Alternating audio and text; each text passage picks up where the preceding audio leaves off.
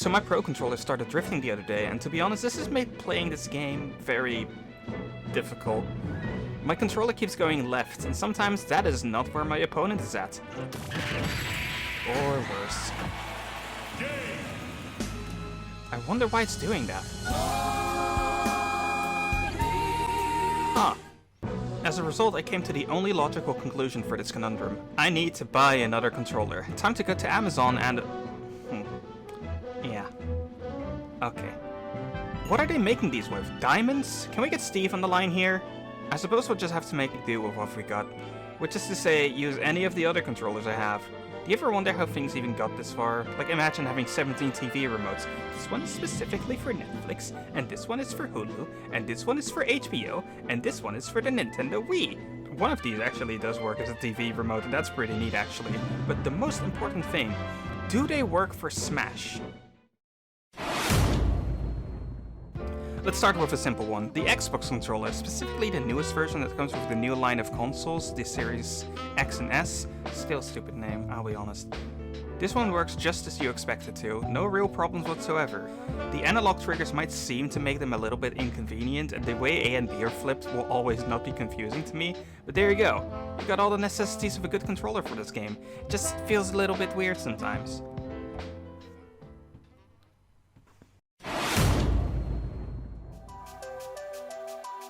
Another fairly simple one is the PS4 controller, for when you really want your thumb to be down at all times. I don't know, this one doesn't seem quite right for Smash. It feels weird to control this. I don't like the grips, but it technically does the job. I still don't know what this pad is even for, but I have to say, the stick does feel very responsive on this one. And for all the hours I have on it, it still feels pretty well. These are the controllers you would expect to use on Smash as a panic option. Sure, they might not be perfect, but they get the job done just fine. But what about a controller that you wouldn't expect to use on Smash, but Nintendo thought you would?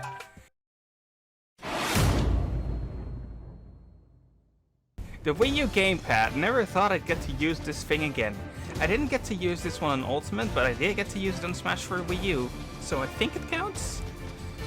This thing is the definition of technically has everything, but is still really funky to use. Like controlling a game with a brick.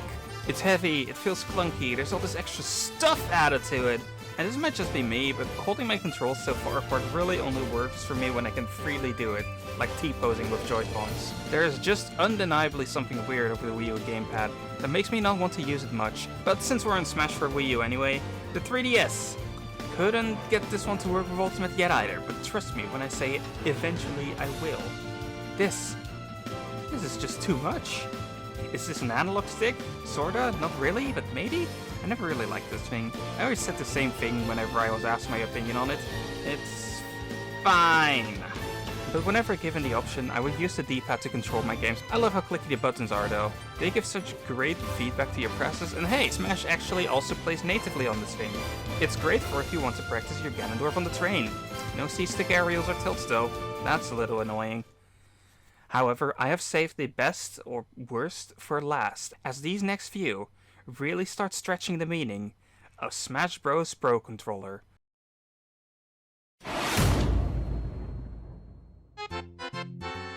The SNES controller, no stick, just D-pad. To be fair, you still get better options here than you ever did with the Wii remote on its side.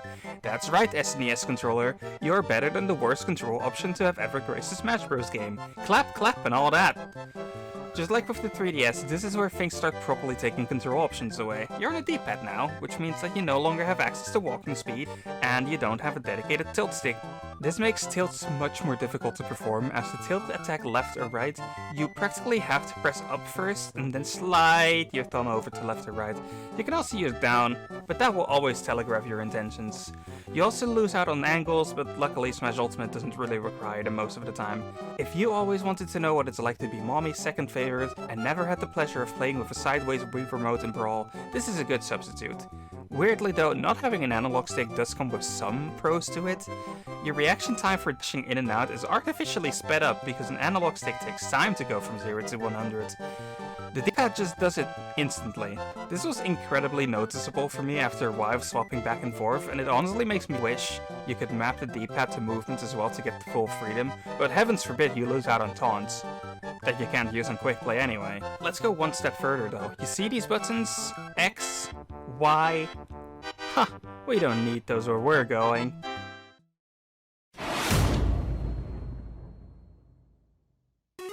The Nintendo Game Boy Advance, one of my favorite devices of all time. I have 5 of these. You might be wondering, how the hell do you take this and plug it into Smash Ultimate? I am glad you asked. Okay, so what you need is a Game Boy Advance, a GameCube controller adapter, a Nintendo GameCube, a Game Boy player with startup disc, the GameCube Game Boy Advance link cable, some medication because you're clearly not in the right mind if you do this. My god, didn't I just say that the Pro Controller was too expensive? What's my excuse now? So after you connect the Game Boy Advance to the GameCube, load up the Game Boy player, all you need to do is plug it out, plug it into the adapter, connect it to your Switch, and boom, you have a new controller that is lacking several buttons. Would you be too surprised to hear that this is the controller on this list that I have the most experience playing Smash with? There's just something that's fascinating about it. It works pretty similarly to the SNES controller, except your thumbs can enter a relationship here. Imagine bringing this to a tournament though. Yeah, hey, my controller died, can I plug in my GameCube real quick? This was easily my favorite stupid controller to use in this game. I've even streamed on Twitch with it and beaten on people online, so really it's not unviable. It's just bad! One day I wanted to try this out with a Game Boy Micro and truly have not only one of the stupidest controllers available, but also one of the smallest. Now originally, this is where I was going to end this video, however, there's just one more controller I have that can top the insanity of playing with the GBA. Sure, the setup for playing with the GBA is a lot more ridiculous, but the thought of what I'm about to do is something I believe every child growing up with one of these has always had, but few would think to actually try. I'm driving Smash Bros.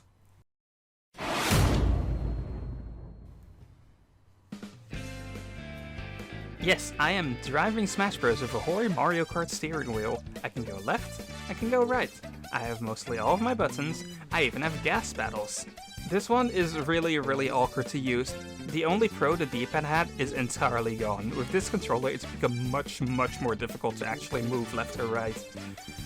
We also don't have up and down, so we don't get any up tilts, up smashes, down tilts, down smashes. Honestly, we are missing a lot here. Luckily, we are able to use the D-pad for up and down, and we are able to reprogram some of the buttons on this thing, including the pedals. One major issue with this is that the wheel was definitely made for children, and my feet are, by comparison, enormous, so the pedals are a bit impossible to work with for me. But outside of that, the pedals work surprisingly well, and using this setup for Mario Kart is a lot of fun. This is Smash Brothers! This is Smash Brothers! This does not work, this does not work, this does not work! It feels like a complete mess. I'm trying to do anything with it. Fighting is hard, moving left and right is a slog. I've tried so many setups, but it feels nigh impossible to get any working control setup going. Ironically enough, it's impossible to dash with this thing, since it's so slow to get anywhere with the sticks. You have to practically smash the wheel to start dashing, and honestly, I've only ever gotten it to dash once. You know what? After all this nonsense, I've learned that there's really no beating your origin. You really should just use the controller that you're most comfortable with. For me, that means I should go back to drifting, I guess.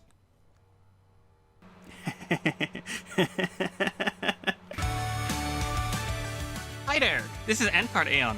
Thank you so much for watching the video. If you like that video, you can press that button to subscribe.